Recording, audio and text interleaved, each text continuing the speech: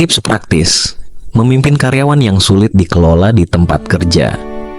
Di setiap lingkungan kerja, pasti ada momen ketika kita dihadapkan pada tantangan terbesar dalam manajemen sumber daya manusia, memimpin karyawan yang sulit diatur atau dikelola.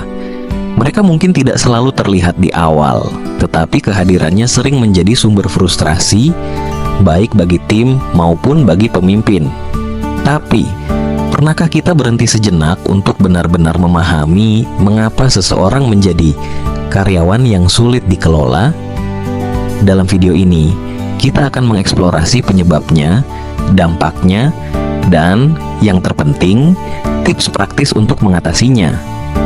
Mari kita mulai dengan memahami apa sebenarnya yang dimaksud dengan karyawan yang sulit. Apakah mereka orang yang tidak kompeten? Tidak selalu.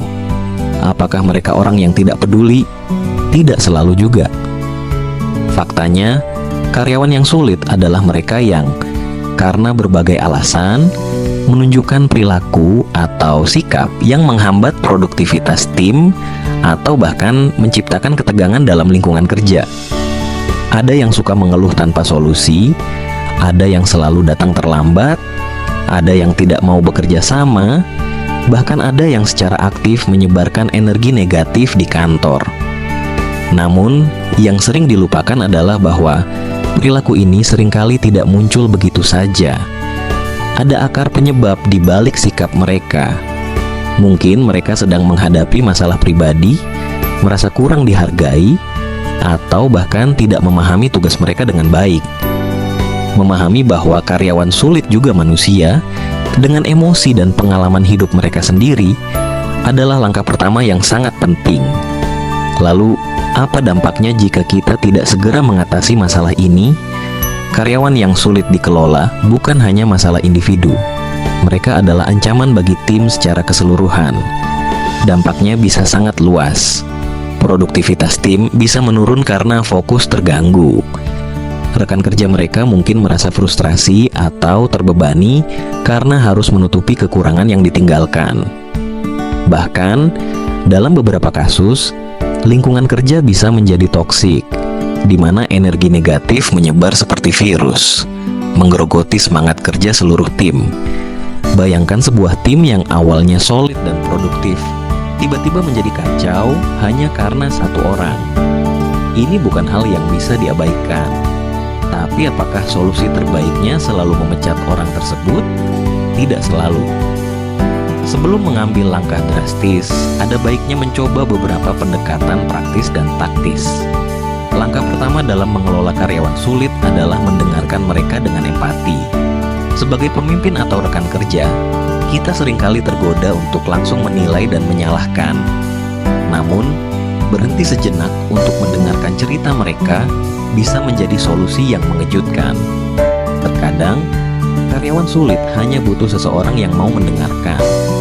Mungkin mereka sedang menghadapi tekanan besar di luar pekerjaan, atau mungkin ada dinamika dalam tim yang tidak mereka pahami.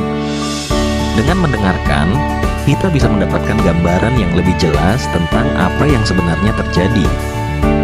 Setelah itu, pastikan harapan kita terhadap mereka jelas dan spesifik.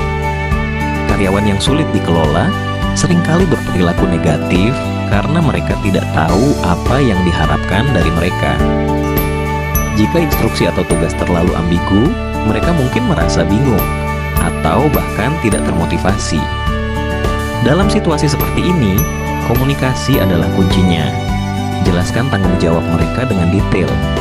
Gunakan bahasa yang tegas tapi tidak menghakimi. Misalnya, alih-alih berkata, "Kamu selalu tidak melakukan tugas dengan benar," cobalah mengatakan, "Saya ingin memastikan kita berada di halaman yang sama tentang bagaimana tugas ini harus dilakukan. Mari kita diskusikan langkah-langkahnya." Selain komunikasi, umpan balik yang konstruktif juga sangat penting. Tidak ada yang suka dikritik, apalagi di depan orang lain. Tapi kritik yang disampaikan dengan cara yang baik bisa menjadi alat yang sangat efektif untuk perubahan. Ketika memberikan kritik, fokuslah pada tindakan, bukan pada orangnya. Katakan apa yang harus diperbaiki dan tawarkan solusi konkret. Misalnya, Saya perhatikan kamu sering terlambat akhir-akhir ini. Apakah ada sesuatu yang menghalangimu untuk datang tepat waktu? Bagaimana jika kita mencari solusi bersama? Namun, ada kalanya mendengarkan, menjelaskan, dan memberikan umpan balik saja tidak cukup. Dalam situasi seperti ini, menetapkan batasan yang tegas menjadi penting. Ini bukan berarti menjadi otoriter, tetapi lebih kepada menunjukkan bahwa perilaku tertentu tidak bisa ditoleransi. Misalnya, jika seorang karyawan terus-menerus menunda pekerjaan, berikan tenggat waktu yang jelas dan jelaskan konsekuensinya jika mereka tidak memenuhinya. Dengan cara ini, mereka akan memahami bahwa tindakan mereka memiliki dampak. Tentu saja, kita juga harus memberi mereka kesempatan untuk berubah. Tidak ada orang yang sempurna, dan setiap orang layak mendapatkan waktu untuk memperbaiki diri. Namun, pastikan perubahan ini terjadi dalam batas waktu yang wajar. Berikan mereka alat atau pelatihan yang mereka butuhkan untuk sukses. Misalnya, jika masalahnya adalah kurangnya keterampilan, tawarkan pelatihan atau mentor. Tapi jika setelah semua upaya ini mereka tetap tidak berubah, inilah saatnya untuk mengambil langkah lebih tegas. Mengambil tindakan tegas bukanlah keputusan yang mudah, tetapi kadang-kadang ini adalah langkah yang diperlukan untuk melindungi tim. Diskusikan dengan HRD atau atasan Anda sebelum membuat keputusan. Pastikan semua proses dilakukan secara adil dan sesuai dengan kebijakan perusahaan. Pemutusan hubungan kerja misalnya harus menjadi jalan terakhir setelah semua solusi lain dicoba. Namun, lebih baik mencegah daripada mengobati. Ada beberapa langkah yang bisa kita ambil untuk mengurangi kemungkinan masalah ini muncul di masa depan. Salah satunya adalah memastikan proses rekrutmen yang ketat. Pilih kandidat yang tidak hanya memiliki keterampilan teknis, tetapi juga sesuai dengan budaya kerja perusahaan. Selain itu, ciptakan lingkungan kerja yang terbuka, di mana setiap orang merasa nyaman untuk berbicara dan berbagi ide. Evaluasi berkala juga penting untuk mendeteksi masalah sejak dini. Dengan memberikan umpan balik rutin, kita bisa mengidentifikasi potensi masalah sebelum menjadi besar.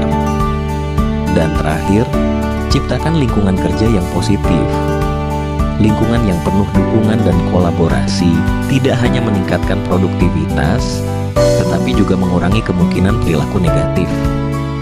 Pada akhirnya, memimpin karyawan yang sulit dikelola adalah tentang menemukan keseimbangan antara empati dan ketegasan. Ini adalah keterampilan yang membutuhkan latihan dan kesabaran, tetapi hasilnya akan sangat berharga. Lingkungan kerja yang harmonis bukan hanya tentang menyelesaikan tugas.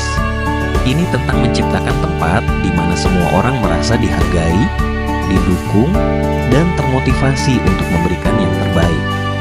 Jadi, jika Anda sedang menghadapi karyawan yang sulit dikelola, jangan menyerah. Jadikan ini sebagai kesempatan untuk belajar dan berkembang, baik sebagai individu maupun sebagai pemimpin. Dan jika Anda punya pengalaman menarik tentang mengelola karyawan sulit, bagikan di kolom komentar. Kami ingin mendengar cerita Anda. Terima kasih sudah menonton video ini. Jangan lupa untuk like, share, dan subscribe agar Anda tidak ketinggalan tips-tips bermanfaat lainnya. Sampai jumpa di video berikutnya.